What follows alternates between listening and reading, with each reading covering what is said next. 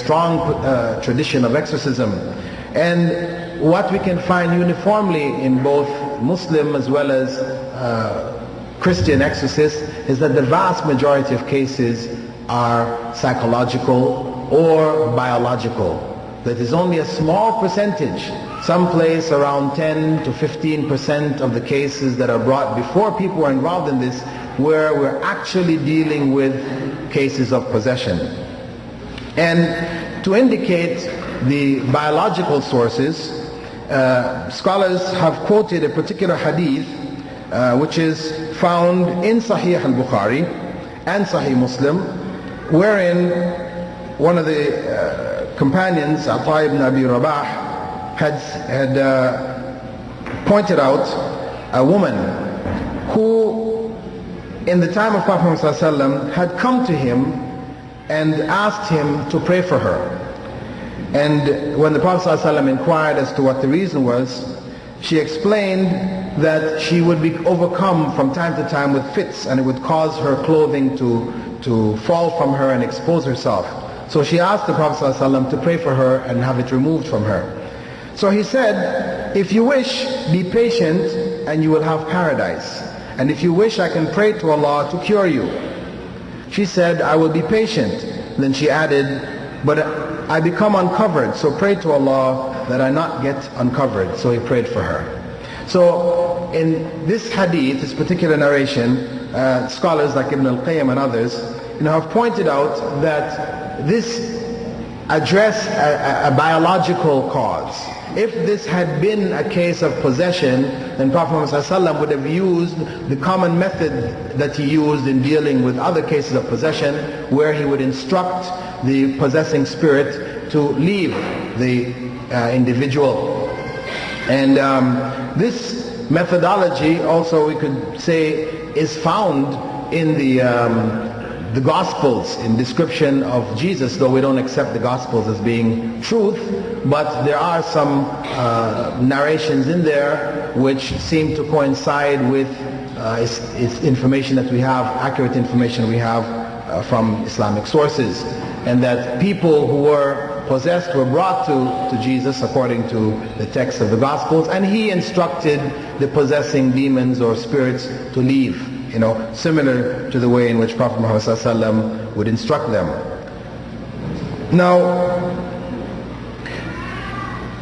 if we leave that biological or psychological side and we go over to the actual cases of possession, Ibn al-Qayyim had said, in describing the reasons, evil spirits mostly gain control over those having little religious inclination, and those whose hearts and tongues faith has deserted, those whose souls are desolate of the remembrance of Allah and of the formulas for strengthening the faith. When evil spirits meet a man who is isolated, weaponless and naked, they are easily able to attack him and overcome him. This is the general description of the state of people who tend to be overcome by the spirit world. Ibn Taymiyyah identified three main sources or causes among the jinn. He said the occasional possession of man by the jinn may be due to sensual desires on the part of the jinn, or even love, just as it may be among humans. A second reason was that demonic possession sometimes occur as a result of horseplay or jest or plain evil on the part of the jinn, just as evil and mischief occurs among humans for similar reasons. And thirdly, possession is most often a result of a jinn being angry with some wrong which has been done to them, that in some way human beings have accidentally harmed them, and as a response to that harm they may attack humans. And Ibn Taymiyyah pointed out that it's due to the ignorant and volatile nature of the jinn that their vengeful punishment of human beings go far beyond their just deserve.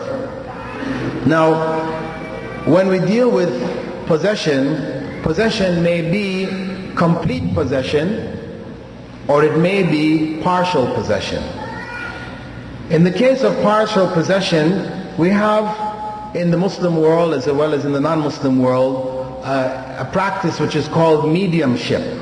That is, cases where individuals become mediums by which one may communicate with the world of the spirits.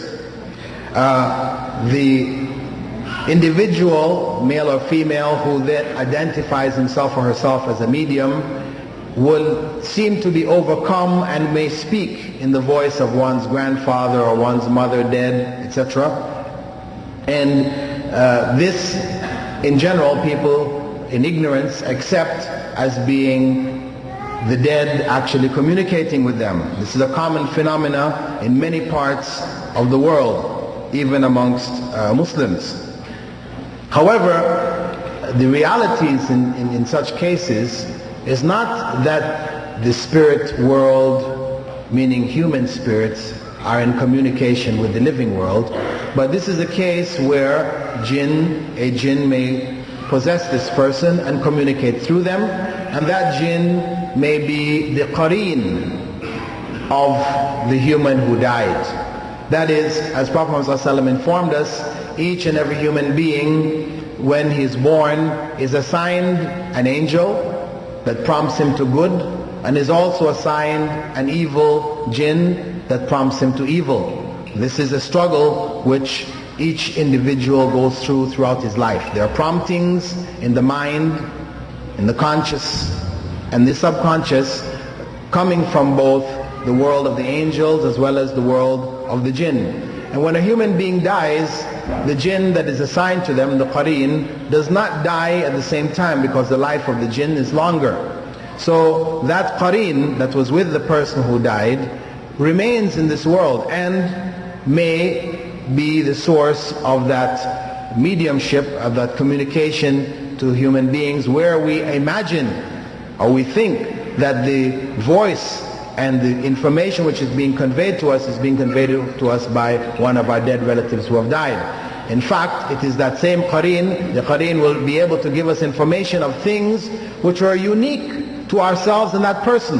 For example, yourself and your uncle, or yourself and your aunt or whatever, you experience certain things which nobody else knew about. And here is this medium communicating that information, and because this information is so private, it seems to you that this had to have been that dead relative of yours. The reality, as I said, is that it is from the qareen and not a human relative who has in fact died. Ibn Taymiyyah, talking about this phenomena, had said, the jinn usually communicate by either visions or voices with those seeking information among the idol worshippers, Christians, Jews, heretical Muslims driven astray by the devils. The devils will often respond while taking the form of the one besought while dead or alive. This frequently happens to Christians who call on those who they edify, whether dead or alive. It also occurs to heretical Muslims who call upon the dead or those not present, and the devils take the form of the one called upon. We also have possession which may be possession of objects. As we have partial possession of human beings, we also have possession of objects. Prophet Muhammad ﷺ, it was narrated by Ibn Abbas to have said, when you go to sleep, put out your lamps, because Satan may guide something like this rat to a lamp and cause you to be burned. So the evil jinn may possess animals as well as objects, as in the case of a rat. In the case of objects, we have the case mentioned in the Quran with regards to the people of Moses alayhi salam, when he went to receive the message from Allah subhanahu wa ta'ala, and Samiri had them give their melted gold and melt it down and make a calf and have that calf and as an idol for them to worship. The people of Israel did not fall in worship to that calf simply because it was placed before them, but as Allah mentions in the Quran, that the calf mooed. The calf said moo. When the calf communicated, this is what convinced the people, the followers of Moses, the Israelites, that